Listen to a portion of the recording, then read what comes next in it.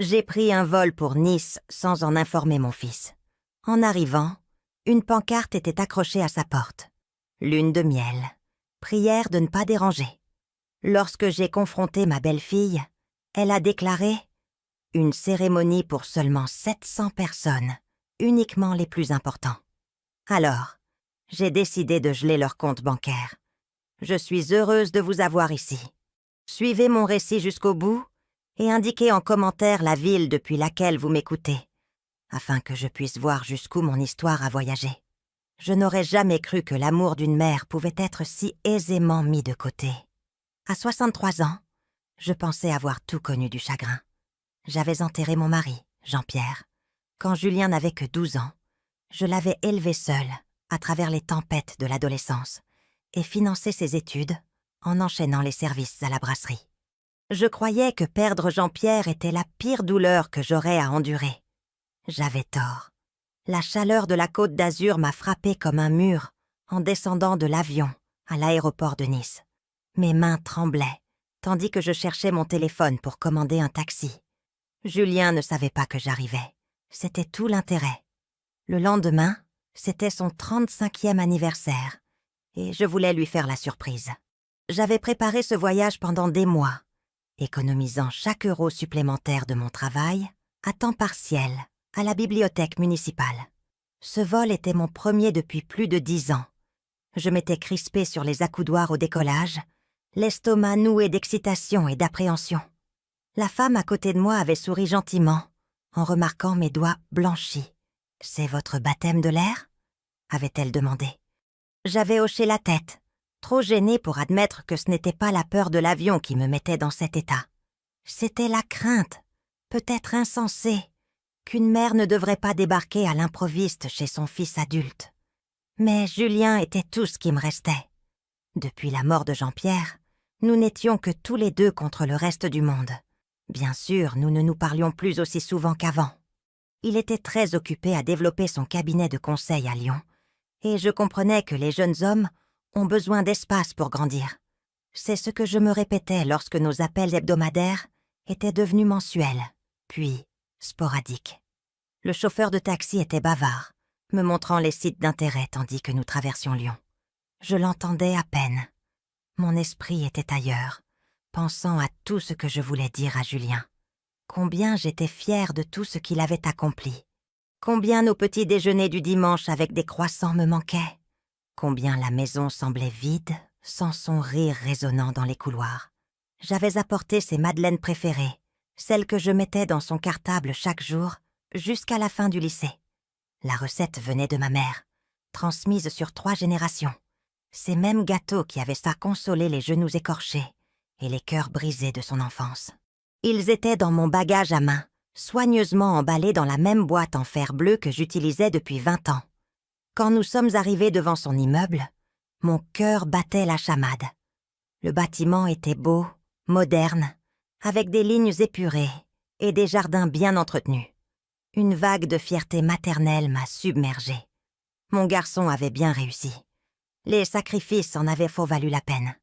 J'ai payé le chauffeur et suis restée un instant sur le trottoir, rassemblant mon courage. L'air du début de soirée portait une odeur de lavande provenant d'un jardin voisin, et j'entendais des enfants jouer dans la cour. Cela ressemblait à un foyer. J'ai monté les escaliers jusqu'au 2e étage, mon sac de voyage semblant plus lourd à chaque marche. Appartement 2B. J'avais mémorisé l'adresse. Ma main était levée pour frapper quand je l'ai vue. Une feuille de papier collée sur la porte, manuscrite, d'une écriture élégante qui n'était certainement pas celle, désordonnée, de Julien. Lune de miel. Prière de ne pas déranger. Les mots m'ont frappé comme un coup de poing. Je les ai relus, certaine d'avoir mal compris. Lune de miel. Le papier s'est froissé dans mes mains tremblantes, alors que je fixais ces 2 mots simples, qui changeaient tout. Julien était marié. Mon fils, mon unique enfant, le garçon que j'avais élevé seul, s'était marié sans me le dire, sans m'inviter, sans même mentionner qu'il était fiancé. Je me suis effondrée sur le banc, dans le couloir, mon sac glissant de mes doigts engourdis, les madeleines se renversant sur le sol. Je les fixais, ces symboles de l'amour d'une mère, maintenant brisés et oublié sur le béton froid. Quand s'était-il fiancé? Depuis combien de temps préparait-il cela? Avait-il prononcé ses vœux devant un autel pendant que sa propre mère était à des centaines de kilomètres de là, ignorant tout du jour le plus important de sa vie? Ma poitrine était oppressée.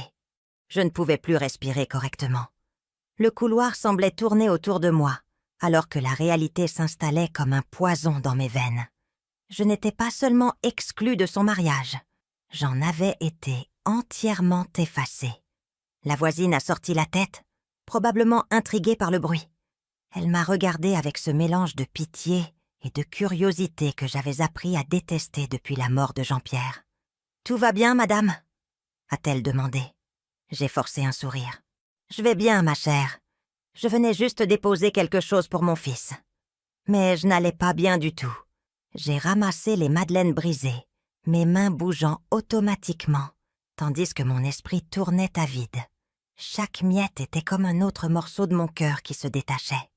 En me tenant là, dans ce couloir stérile, serrant les restes de ma visite surprise, j'ai réalisé quelque chose qui blessait plus encore que l'exclusion elle-même. Julien n'avait pas simplement oublié de m'inviter. Il avait délibérément choisi de ne pas me le dire.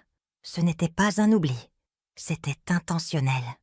La mère qui avait cumulé 3 emplois pour payer sa grande école, qui avait vendu son alliance pour lui acheter son premier scooter, n'était pas assez importante pour assister au jour où il choisissait sa partenaire de vie. Je n'étais plus rien pour lui. Le papier sur la porte a flotté légèrement. J'ai alors remarqué autre chose. Des fleurs fraîches dans un vase près de la porte, des dragées sur une petite table. Ils venaient de rentrer de leur lune de miel. Mes jambes étaient faibles, alors que je redescendais les escaliers. Le bruit de mes pas résonnait. Un son creux qui correspondait au vide qui s'étendait dans ma poitrine. Où irais-je? Retourner dans ma maison vide à Rennes? Assise sur le trottoir, ma valise à côté de moi, j'ai laissé les larmes couler. Des larmes qui venaient d'un endroit si profond que j'ignorais son existence. Le ciel de Lyon se teintait de rose et d'orange, mais tout ce que je voyais, c'était ce morceau de papier, ces mots cruels qui avaient brisé tout ce que je croyais savoir de ma relation avec mon fils. Alors que j'observais le coucher du soleil, j'ai pris une décision qui allait tout changer. Je n'allais pas rentrer, pas encore. J'allais attendre ici même jusqu'à ce que Julien revienne. Et puis, pour la première fois de ma vie, j'allais exiger des réponses du fils que j'avais aimé inconditionnellement pendant 35 ans. J'ai attendu 3 heures sur ce trottoir avant de les voir. La Peugeot de Julien est entrée sur le parking alors que les lampadaires s'allumaient. Mon cœur s'est emballé dès que j'ai reconnu son rire flottant dans l'air du soir. Ce même rire qui avait rempli notre maison pendant 18 ans, maintenant partagé avec une inconnue. Elle était magnifique, de cette beauté naturelle que peuvent avoir les jeunes femmes. De longs cheveux bruns, des lunettes de soleil de créateur sur la tête, malgré la lumière déclinante. Même de loin, je voyais qu'elle était tout ce que je n'étais pas. Jeune, soignée, le genre de femme qui n'avait jamais fait un double service de sa vie. Ils portaient des sacs de course, riant d'une chose qui n'appartenait qu'à eux. J'ai regardé mon fils l'aider à sortir de la voiture, sa main posée doucement sur son dos, et j'ai senti une autre fissure dans mon cœur. C'est ainsi qu'il devait prendre soin de quelqu'un. C'était l'homme que j'avais élevé. Mais voir cela se produire avec une femme que je n'avais jamais rencontrée. Je me suis levée lentement. Julien. Ma voix est sortie plus faible que je ne le voulais. Il s'est figé. La femme à ses côtés avait l'air confuse. Maman. Le mot est sorti comme une question. Qu'est-ce que tu fais ici? Avant que je puisse répondre, la femme s'est avancée. Elle était encore plus frappante de près, avec des yeux verts qui rappelaient ceux d'un chat. Beau, mais calculateur. Vous devez être Françoise, dit-elle, sa voix douce comme du miel, mais froide. Je suis Chloé. Elle n'a pas tendu la main. Je suis venue faire une surprise à Julien pour son anniversaire demain. Ai-je dit, ma voix se raffermissant. Imaginez ma surprise en trouvant cette note sur votre porte. Julien passa une main dans ses cheveux, le même geste nerveux qu'il avait depuis l'enfance. Maman, On allait t'appeler. On vient juste de rentrer des Seychelles. Les Seychelles. Le mot m'a échappé. Ils avaient probablement dépensé en 1 semaine plus que ce que je gagnais en 6 mois. Le sourire de Chloé était assez acéré pour couper du verre. C'était absolument divin. L'hôtel était incroyable, directement sur la plage. 5 étoiles, bien sûr. Elle marqua une pause. Nous avons eu un mariage magnifique. Petite cérémonie, très exclusive. Juste 700 de nos amis et parents, les plus proches. 700 personnes. 700 personnes avaient été invitées au mariage de mon fils. Et je n'en faisais pas partie. 700, ai-je répété, ma voix à peine un murmure. Eh bien oui, continua Chloé, son ton de plus en plus condescendant. Nous n'avons invité que les personnes les plus importantes de nos vies. Vous comprenez? Les personnes les plus importantes. J'ai regardé Julien, attendant qu'il dise quelque chose. Mais il est resté là, les sacs de course à la main, regardant partout, sauf moi. Je ne comprends pas, ai-je finalement dit. Je ne comprends pas comment la femme qui l'a élevée seule pendant 23 ans n'est pas considérée comme importante. Le rire de Chloé était comme du verre brisé. Oh, ma chère, je crois que vous comprenez mal. Julien m'a tout raconté sur son enfance. Combien c'était difficile. Elle fit une pause, son regard me balayant de la tête aux pieds. Parce que vous n'arriviez pas à gérer les choses seule. Les mots m'ont frappé comme une gifle. J'ai cumulé 3 emplois pour payer sa grande école. Oui, il a mentionné ça aussi. Combien vous étiez toujours épuisé. Comment il a dû grandir si vite. La voix de Chloé suintait d'une fausse sympathie. Ça a dû être si dur pour lui de devoir jouer le parent pour son propre parent. J'ai de nouveau regardé Julien, désespéré qu'il la corrige. Mais il n'a rien dit. Il a juste dit « Maman, peut-être qu'on devrait entrer pour en parler. » « Oh, je ne pense pas que ce soit nécessaire, » intervint Chloé. « Nous sommes épuisés, et nous avons une réservation pour dîner. Notre première soirée de retour devrait être pour nous. Vous ne croyez pas? Nous? Julien, dis-je, ma voix se brisant. S'il te plaît, parlons. Juste nous deux. Pendant un instant, j'ai cru qu'il allait dire oui. J'ai vu quelque chose vaciller dans ses yeux. Mais Chloé a passé son bras sous le sien, et tout ce que j'avais vu a disparu. En fait, maman, Chloé a raison. Nous sommes fatigués. On pourrait peut-être se voir plus tard dans la semaine? Plus tard dans la semaine. Comme si j'étais une simple connaissance à caser dans son emploi du temps. J'ai pris l'avion depuis Rennes, Julien. J'ai pris des jours de congé. Je t'ai apporté tes madeleines préférées. Le sourcil parfaitement dessiné de Chloé se leva. « Vous avez pris l'avion sans nous prévenir? C'est un peu présomptueux, non? » « Présomptueux. Je pensais qu'il serait heureux de me voir. » Ai-je dit doucement. « Eh bien, la prochaine fois, vous devriez peut-être appeler d'abord, » dit Chloé, son ton suggérant qu'il n'y aurait pas de prochaine fois si cela ne tenait qu'à elle. « Nous sommes mariés maintenant. Notre intimité est importante. » Julien m'a enfin regardé, et j'ai vu quelque chose dans son expression qui m'a brisé le cœur une nouvelle fois. La gêne. Il avait honte de moi. « Où est-ce que tu vas dormir ce soir ?» a-t-il demandé. Même cela sonnait comme un renvoi. « Je ne sais pas, » ai-je admis. J'espérais pouvoir rester avec toi. Le sourire de Chloé était si froid qu'il aurait pu geler l'enfer. « Oh, je suis désolée, mais ce ne sera pas possible. » dit-elle gentiment. « Nous avons besoin de notre espace. Il y a un motel convenable à environ 10 minutes d'ici. Très propre, très abordable. Un motel. » C'est alors que j'ai réalisé qu'il ne s'agissait pas seulement d'être exclu d'un mariage. Il s'agissait d'être effacé de la vie de Julien. Et j'avais été jugée indigne. J'ai ramassé mon sac. « Joyeux anniversaire, Julien, » ai-je dit. « J'espère que ta nouvelle vie est tout ce dont tu as rêvé. » Alors que je me retournais, la voix de Chloé m'a arrêtée. « Oh, et Françoise, la prochaine fois que vous voulez venir, appelez d'abord. Nous ne voudrions pas d'une autre situation gênante comme celle-ci. » Alors que je retournais vers le trottoir, j'ai entendu leur porte d'appartement se fermer. Assise sur ma valise, Quelque chose a changé en moi. La douleur était toujours là. Mais en dessous, il y avait autre chose, de plus dur. Quelque chose qui avait le goût de 23 ans de sacrifice et la force de l'acier que j'avais trouvé en moi à la mort de Jean-Pierre. Il pensait pouvoir m'écarter comme si je n'étais rien. Mais il ne me connaissait pas du tout. Et Chloé venait de me pousser bien trop loin. Je ne suis pas allée au motel cette nuit-là. À la place, je me suis assise dans une brasserie, ouverte 24h24, en face de l'immeuble de Julien, buvant tasse après tasse de café. Vers minuit, j'ai sorti mon téléphone et j'ai commencé à parcourir mon application bancaire. C'est là que je l'ai vu. Le compte professionnel de Julien, celui que je l'avais aidé à ouvrir il y a 5 ans. Celui où j'étais toujours co-signataire. J'avais oublié. Le compte avait considérablement grossi. Il affichait maintenant un solde à 6 chiffres. Mais ce qui a vraiment attiré mon attention, c'était l'activité récente. Des retraits importants au cours des 2 derniers mois. Frais de mariage. Le lieu, le traiteur, la lune de miel aux Seychelles.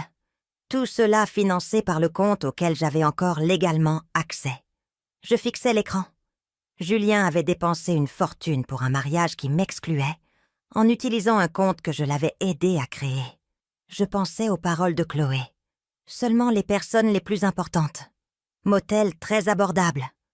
Appelez d'abord la prochaine fois. Alors que j'étais assise là, regardant ce compte bancaire, j'ai réalisé quelque chose que Chloé ignorait. Je n'étais pas seulement la mère de Julien. J'étais sa partenaire commerciale. Du moins, légalement. Et les partenaires commerciaux ont des droits que les mères rejetées n'ont pas. Mes mains étaient plus stables maintenant. L'option « bloquer le compte » était là, ne nécessitant que 2 clics. Cela arrêterait toutes les transactions immédiatement. J'ai hésité un instant. Il ne s'agissait pas seulement d'argent. Il s'agissait d'envoyer un message. La serveuse est revenue. La famille, c'est parfois ce qu'il y a de plus difficile à gérer, a-t-elle dit doucement. Ils savent exactement comment nous blesser. J'ai cliqué sur le bouton de blocage. L'écran de confirmation est apparu. J'ai pensé à Julien, silencieux pendant que sa femme m'humiliait. J'ai cliqué sur « Confirmer ». Le compte a été immédiatement gelé. J'ai fermé l'application et terminé mon café, ressentant quelque chose que je n'avais pas ressenti depuis des années. Le pouvoir. Pour la première fois depuis mon arrivée, j'agissais. Mon téléphone a vibré. Un SMS de Julien. J'espère que tu as trouvé un endroit où rester. Désolée pour ce soir. Chloé est juste protectrice de notre relation. Je t'appelle demain. Protectrice? Comme si j'étais une menace. J'ai répondu. Ne t'inquiète pas pour l'appel. Je pense que nous avons dit tout ce que nous avions à dire. Je me suis enregistrée au motel que Chloé avait si gracieusement recommandé. Propre, mais défraîchi. Je me suis assise sur le bord du lit. J'avais gelé le compte professionnel de mon fils. L'idée m'aurait horrifiée il y a 1 semaine. Mais ce soir-là, je ne ressentais qu'une froide satisfaction. Il voulait me traiter comme si je ne comptais pas. Très bien. Maintenant, ils allaient apprendre à quel point je comptais. Mon téléphone a sonné. Julien. J'ai laissé sonner, puis je l'ai éteint. La panique qui s'installait dans l'appartement 2B pouvait attendre le matin. Parce que la vérité, c'est que je ne faisais que commencer. Chloé pensait pouvoir jouer avec quelqu'un qu'elle voyait comme faible et désespéré. Mais elle avait sous-estimé la femme qui avait élevé un fils seul pendant 23 ans. Cette femme n'était pas faible. Cette femme était une survivante. Et les survivants ne se laissent pas abattre sans se battre. Je prenais mon petit déjeuner dans la même brasserie quand mon téléphone a recommencé à sonner. Je l'avais rallumé à 7h du matin. Le premier appel est arrivé à 7h47. Julien. J'ai laissé sonner. À 8h15, j'avais 6 appels manqués et 4 SMS de plus en plus frénétiques. « Maman, rappelle-moi. Il y a un problème avec mon compte. Maman, c'est sérieux. Mes cartes ne fonctionnent plus. Maman, appelle-moi maintenant. »« Qu'est-ce que tu as fait ?» J'ai commandé un autre café. À 8h30, un numéro que je ne reconnaissais pas est apparu. J'ai répondu. C'était la banque. J'ai Julien Martin ici avec moi, et il semble y avoir une confusion. Il vous a désigné comme signataire autorisé. Passez-le-moi, ai-je dit. La voix de Julien était tendue par la panique. Maman, qu'est-ce qui se passe? Ils disent que le compte est gelé et que c'est toi qui l'as initié. C'est exact, ai-je dit calmement. Mais pourquoi? Est-ce que c'est à cause d'hier soir? Parce que si tu es contrarié... Contrarié? Ai-je interrompu. Julien, j'ai traversé la France pour voir mon unique enfant pour son anniversaire, pour découvrir qu'il s'est marié sans même me le dire. Puis sa femme me suggère de dormir dans un motel. Alors oui, on peut dire que je suis contrariée. Maman, s'il te plaît, je dois payer les salaires demain. Tu ne peux pas simplement geler mes comptes parce que tes sentiments sont blessés. Mes sentiments sont blessés, comme si j'étais une enfant. Je le peux, et je l'ai fait, ai-je dit. Le compte requiert les 2 signatures. Tu te souviens? Qu'est-ce que tu veux? Sa question était brusque, désespérée. Je veux avoir une conversation, ai-je dit finalement. Une vraie conversation, juste toi et moi, sans que ta femme ne gère chaque mot qui sort de ta bouche. D'accord. Où? La brasserie en face de ton appartement. Dans 1 heure. J'ai raccroché. Mais ce n'est pas Julien qui est arrivé le premier. À 9h25, Chloé a fait éruption. Elle a balayé la salle du regard jusqu'à ce que ses yeux se posent sur moi. Elle a marché jusqu'à ma table. « Qu'est-ce que vous croyez faire ?» a-t-elle sifflé en s'asseyant en face de moi. « Je prends mon petit déjeuner », ai-je dit sans lever les yeux de mon journal. « Ne jouez pas à ça avec moi, vieille femme amère. Vous avez gelé le compte de Julien parce que vous êtes jalouse qu'il ait une vie qui ne tourne pas autour de vous. » J'ai posé mon journal. Ce matin, sa perfection était fissurée. Ses yeux étaient fous de panique. Je n'exerce que mes droits légaux en tant que co-signataire. Des droits légaux? Vous faites chanter votre propre fils. C'est pathétique. Pathétique? Vous savez ce qui est pathétique? Une femme si peu sûre de son mariage qu'elle doit isoler son mari de sa propre mère. Je n'ai rien fait de tel. Vraiment? Ou l'avez-vous convaincu que j'étais une menace? Vous êtes une menace. Les mots lui ont échappé. Vous êtes possessive, et vous ne supportez pas que Julien n'ait plus besoin de vous. La brasserie était devenue silencieuse autour de nous. Vous avez raison sur un point, ai-je dit doucement. Julien n'a plus besoin de moi, mais ça ne veut pas dire qu'il peut m'utiliser. Il avait besoin de mon crédit quand ça l'arrangeait, et maintenant je suis censée disparaître. Je me suis penchée en avant. Dites-moi, Chloé, que savez-vous de mon histoire avec Julien? Vous a-t-il parlé des nuits où je suis restée debout pour l'aider avec ses devoirs? De la fois où j'ai vendu mon alliance pour lui acheter un scooter pour ses 16 ans? Du fait que j'ai refusé des promotions pour ne pas perturber sa terminale? Le silence de Chloé était une réponse suffisante. Vous a-t-il dit que je lui envoie de l'argent tous les mois depuis 5 ans? Ses yeux se sont écarquillés. Quel argent? 500 € par mois. Virement automatique. Depuis la fin de ses études.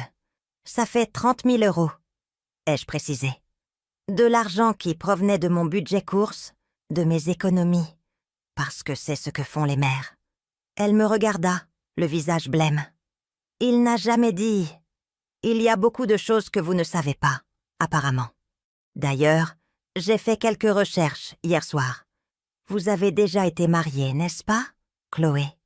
Divorcée il y a 2 ans d'un homme également plus âgé et financièrement aisé.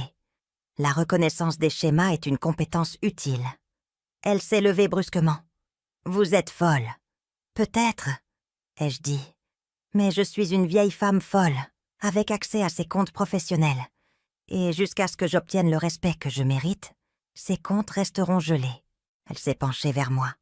Si vous ne débloquez pas ces comptes, je ferai de votre vie un enfer. Je m'assurerai que Julien ne vous parle plus jamais. Je lui ai souri. Ma chérie, vous avez déjà essayé. Et regardez où ça vous a mené. Julien est entré au moment où Chloé sortait en trombe. Il avait l'air d'avoir vieilli de 5 ans. Il s'est assis en face de moi. « Maman, s'il te plaît, il faut qu'on arrange ça. » Je l'ai regardé, et j'ai senti mon cœur se briser à nouveau. Parce que finalement, il me regardait comme si je comptais. Il avait juste fallu que je gèle ses comptes bancaires pour attirer son attention. Julien avait l'air d'un homme qui venait de se faire renverser par un camion. « Maman, commença-t-il, le mariage, ça ne devait pas se passer comme ça. »« Quelle partie ?» ai-je demandé. « Celle où tu ne m'as pas dit que tu étais fiancée ? Ou celle où tu ne m'as pas invitée ? C'est compliqué. Chloé a dit...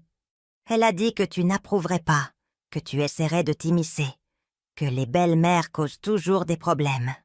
Elle a dit que ce serait mieux de commencer notre mariage sans pression extérieure. » « Une pression extérieure ? C'est ce que je suis maintenant ? » ?»« Non. Mon Dieu, maman, je ne sais plus. Il y a 6 mois, tout avait un sens. Chloé et moi étions heureux. Et maintenant, je suis assise ici en train d'essayer de comprendre comment je me suis retrouvée mariée à quelqu'un que je ne suis pas sûre de connaître vraiment. Je me suis penchée en avant. « Raconte-moi les fiançailles. » C'était rapide. Nous sortions ensemble depuis seulement 8 mois. Elle a fait tous les plans pour le mariage, disant qu'elle voulait tout gérer pour que je puisse me concentrer sur mon travail. Et tu n'as pas remis en question le fait de m'exclure ? Elle a dit que tu traversais une période difficile, que tu avais l'air seule et dépendante. Elle a dit que tu l'appelais directement, posant des questions indiscrètes. Ma voix était glaciale. « Julien, je n'ai jamais eu le numéro de téléphone de Chloé. » Le sang a quitté son visage. « Quoi ? Mais elle m'a montré des captures d'écran de SMS de toi. Montre-les-moi. » « Je ne les ai pas. C'était sur son téléphone. »« Julien, je n'envoie pas de SMS. Tu le sais. » Le silence qui a suivi était assourdissant. Je pouvais presque voir les pièces s'emboîter dans son esprit. « Elle m'a menti, » a-t-il murmuré. Il a sorti son téléphone, a composé le numéro de Chloé et a mis le haut-parleur. « Chloé, j'ai besoin que tu m'envoies t'envoie à nouveau ces SMS de ma mère. » Un silence. « Pourquoi ? Envoie-les, c'est tout. Je les ai effacés. Comme c'est pratique. » ai-je dit assez fort pour qu'elle entende. « Est-ce qu'elle est là ? Julien, pourquoi lui parles-tu sans moi ? Chloé, pourquoi ne m'as-tu pas dit que ma mère m'envoyait de l'argent tous les mois ? » Silence de mort. « Ça n'a rien à voir avec notre mariage.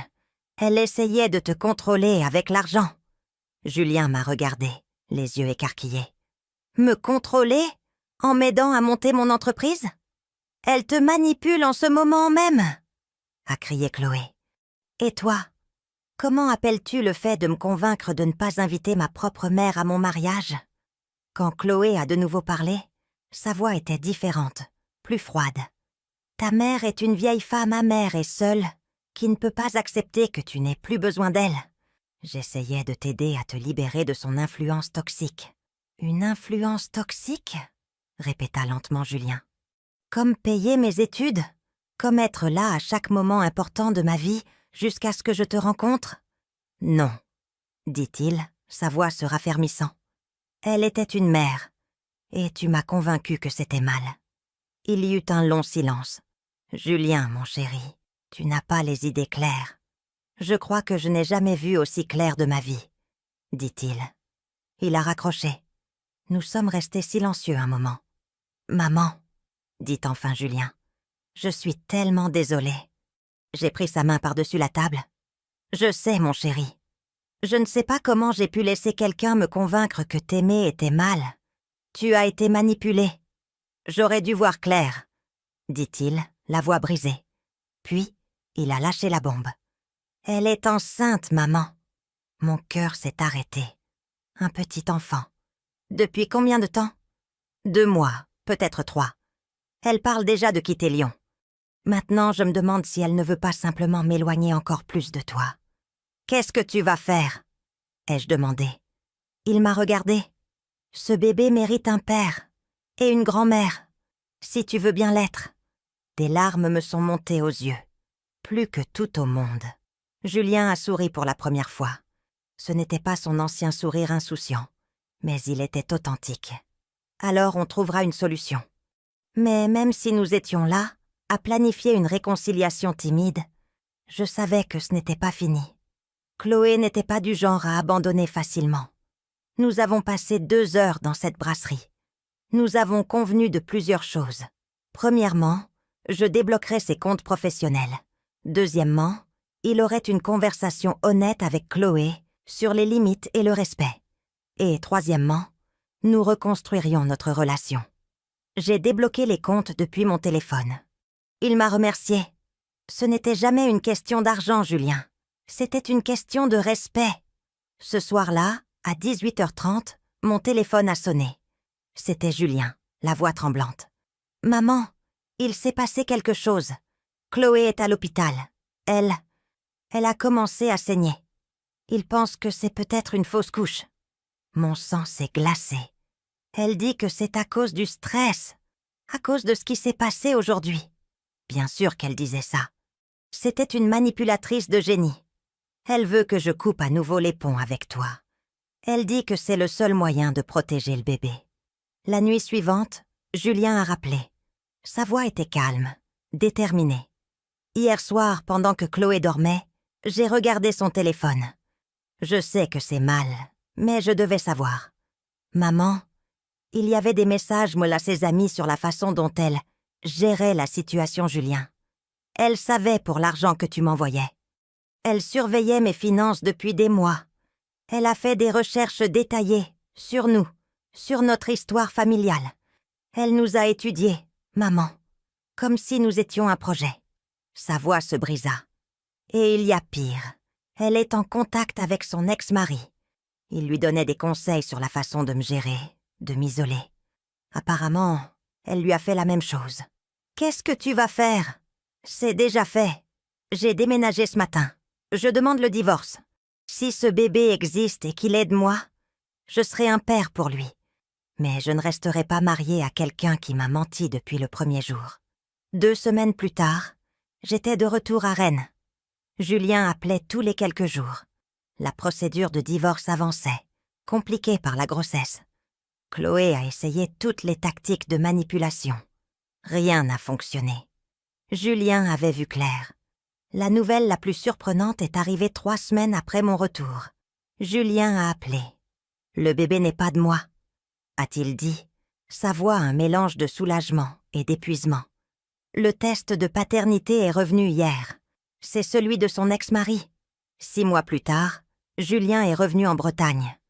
Pas pour vivre avec moi, mais dans une petite ville à 1 heure de route. Il a recommencé à 0. Nous dînons ensemble tous les dimanches maintenant. Parfois il cuisine, parfois c'est moi. C'est mieux qu'avant. Nous parlons comme des adultes qui ont tous les 2 fait des erreurs. Le mois dernier, il a rencontré quelqu'un de nouveau, Sophie, une institutrice gentille et authentique. Elle est venue dîner dimanche dernier et m'a dit quelque chose qui a fait chanter mon cœur. « Vous avez élevé un homme bien, Françoise. Il est si reconnaissant pour tout ce que vous avez sacrifié pour lui. » J'ai regardé Julien et j'ai ressenti une paix que je n'avais pas connue depuis des années. Il était redevenu lui-même. C'est un homme bien, ai-je convenu. Il l'avait juste oublié pendant un temps. Ce soir-là, je me suis sentie désolée pour Chloé. En essayant de créer la vie parfaite, en contrôlant tout le monde, elle était passée à côté de la chose la plus importante. L'amour véritable. Celui qui existe entre une mère et un fils, qui ont retrouvé leur chemin l'un vers l'autre. Maintenant, je suis curieuse de vous connaître, vous qui écoutez mon histoire. Qu'auriez-vous fait à ma place ? Avez-vous déjà vécu quelque chose de similaire ? Commentez ci-dessous. En attendant, je vous laisse sur l'écran final 2 autres histoires qui sont les favorites de la chaîne et qui vous surprendront certainement. Merci de m'avoir écouté jusqu'ici.